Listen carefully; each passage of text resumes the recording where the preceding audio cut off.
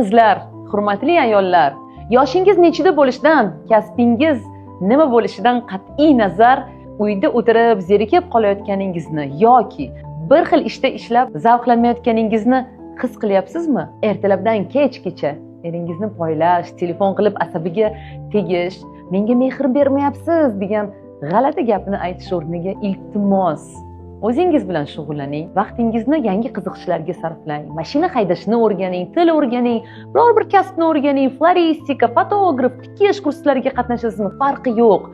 O'zingizni ovuntirishni o'rganing, iltimos. Bechora va jabrdiyda bo'lib, bolamga falon narsa olib berish orzuyim deb Instagramda vaqt yo'qotgandan ko'ra, o'sha vaqtni o'zingiz uchun foydali narsaga sarflang. Soting biror bir qimmatbaho narsangizni, puliga ilm, hunar, kasb o'rganing. Bepul narsani kutmasdan, tekin kurslar haqida o'ylamasdan, o'zingizga shunchaki investitsiya qilishni boshlang. Bu dunyoda faqat o'zingiz va o'z kuchingizga suyanishni o'rganmas ekansiz, bir umr birovdan nimadir kutib yashab o'tib ketasiz. Foydali bo'ling.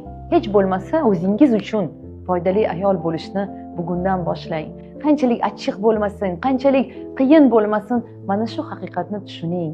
Bekorchi va zararkunanda bo'lish uchun tug'ilmaganmiz axir. Ber deb emas, men eplayman degan pozitsiya bilan yashashni boshlang. Eplaysiz, hali ko'rasiz, meni aytdi deysiz. Ishoning, agar nafratlanib ketmasangiz.